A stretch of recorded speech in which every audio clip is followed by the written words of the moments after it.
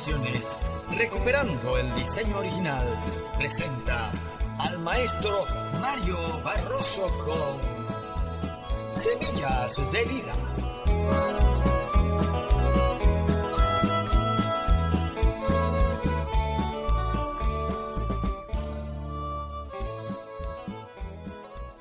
Saludos y bendiciones a los amantes de la palabra de Dios. Continuaremos con el estudio del libro de Apocalipsis y en esta oportunidad estaremos entregando la enseñanza número 42. Estamos en esta oportunidad estudiando las 7 cartas enviadas a las iglesias que estaban en Asia y que encontramos en los capítulos 2 y 3. Actualmente estamos estudiando la carta a Filadelfia y vamos a estar continuando con las promesas y las advertencias que el Señor les da a los hermanos filadelfios en esta porción que vamos a estar leyendo en el versículo 11. Pero permítame primeramente hacer un breve recuento de lo que vimos en la enseñanza anterior. En esta carta a Filadelfia, es una iglesia que no es reprendida por nada, se está hablando a los que guardan la palabra, que por consecuencia también ellos serán guardados. Aquí encontramos que se les da a ellos promesa de parte de Cristo, quien resucitó, y es que a todos los que guardan su palabra, Él les guardará. Cuando nosotros somos llamados a predicar la resistencia de Jesucristo, Él nos suple a nosotros de 3 cosas indispensables para poder entonces enfrentar estos ataques que el enemigo trae muchas veces y nosotros con ello podemos vencer. La primera es que Él nos provee de un ejemplo. Él mismo es el ejemplo a seguir. Lo segundo, que nos aporta una inspiración para que nosotros podamos también imitarla. Y la tercera es la resistencia de Jesucristo.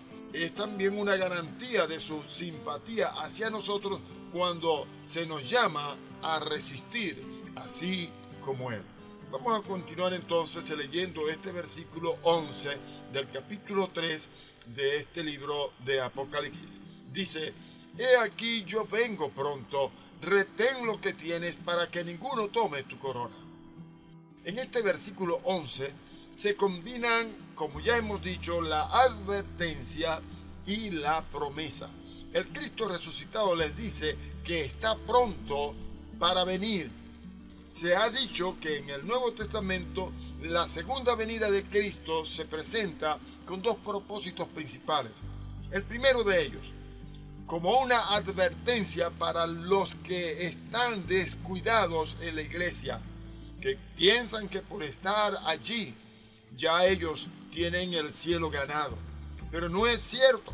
Jesús mismo habla del siervo malvado que se aprovechó de la ausencia de su amo para comportarse malvadamente y cuyo amo volvió repentinamente sometiéndole a juicio. Vamos a leer este relato en Mateo capítulo 24 y versículos 48 al 51.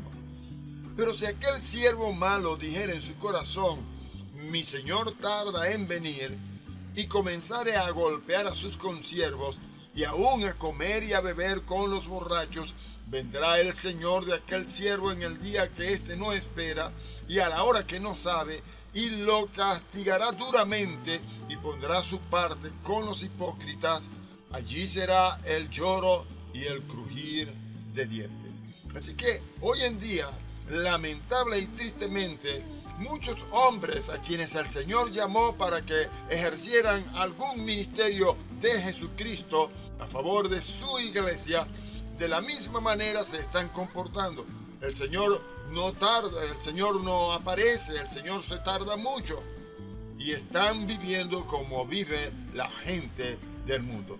Pablo, por ejemplo, nos advierte en la carta a los tesalonicenses del terrible castigo que les espera a los desobedientes e incrédulos cuando Jesucristo sea revelado desde el cielo y obtenga una victoria rápida y definitiva sobre sus enemigos.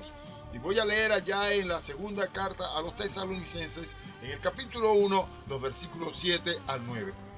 Y a vosotros que sois atribulados, daros reposo con nosotros cuando se manifieste el Señor Jesús desde el cielo con los ángeles de su poder, en llama de fuego, para dar retribución a los que no conocieron a Dios ni obedecen al Evangelio de nuestro Señor Jesucristo, los cuales sufrirán pena de eterna perdición, excluidos de la presencia del Señor y de la gloria de su poder.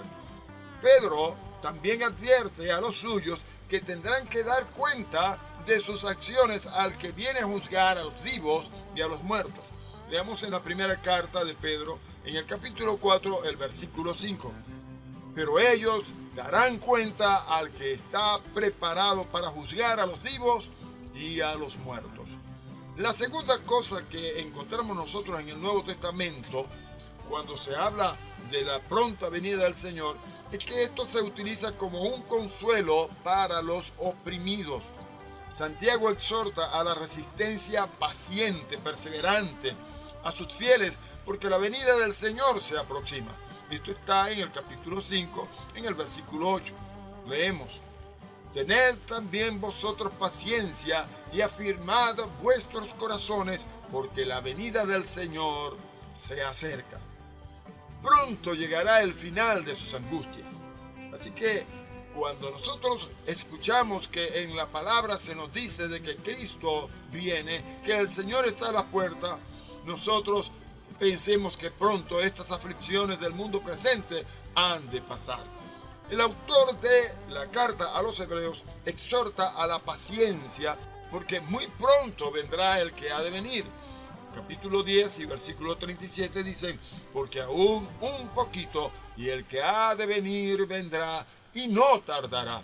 Miren, hermanos, el Señor no retarda su promesa como algunos la tienen por tardanza, sino que es paciente para con nosotros, no queriendo que ninguno se pierda.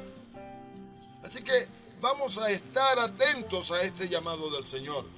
Miren, en el Nuevo Testamento se usaba la idea de la segunda venida como una advertencia a los descuidados y como un consuelo para los oprimidos. Es absolutamente cierto que literalmente Jesucristo no volvió cuando aquellos lo esperaban.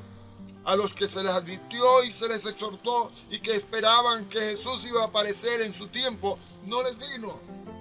Pero nadie sabe cuándo la eternidad invadirá el tiempo y Dios le llamará a levantarse e ir, y que se debe advertir a los descuidados para que estén preparados para salir al encuentro con su Dios y animar a los oprimidos con la perspectiva de la gloria que está por venir al alma que es fiel.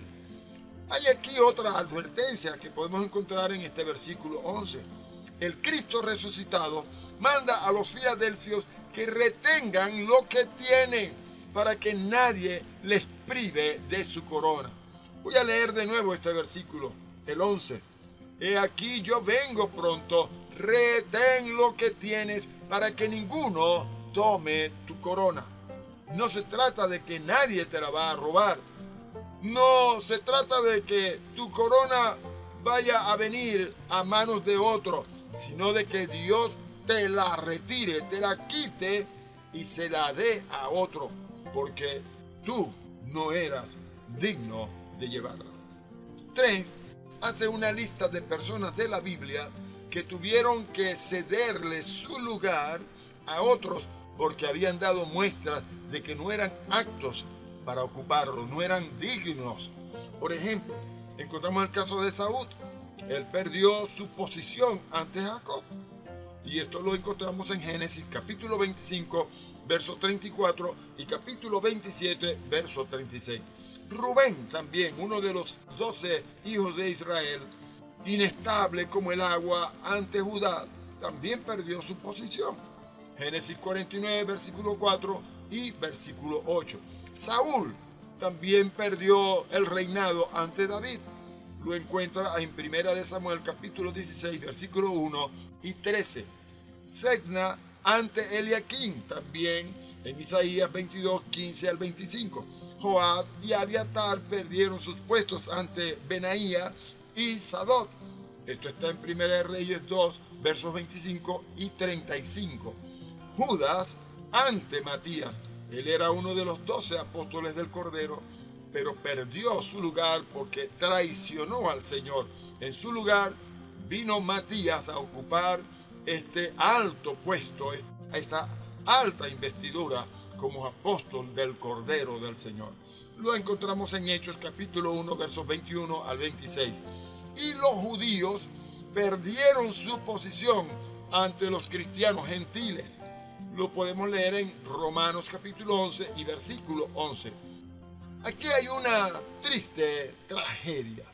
A veces sucede que se le da a alguien una tarea para realizar que él emprende con la mayor esperanza, pero se empieza a ver que es demasiado pequeño ante la tarea y se le descalifica dándosela a otro.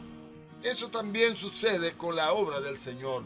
Dios tiene una tarea para cada persona, pero si ésta resulta incapaz de realizarla, se la dará a otro. Hay quienes han recibido de parte del Señor una responsabilidad para ocupar un alto puesto en el ministerio, pero entonces se ha descuidado y se ha ido en pos de cosas terrenales, perdiendo ese puesto, perdiendo ese lugar. Así que Dios ha tenido que entregárselo a otro para que lo ocupe y complete la misión que aquel no pudo completar. Es benditamente cierto que uno se puede redimir hasta de un fracaso, pero solo si se rinde incondicionalmente a la gracia de Jesucristo. Mis hermanos, Dios les bendiga.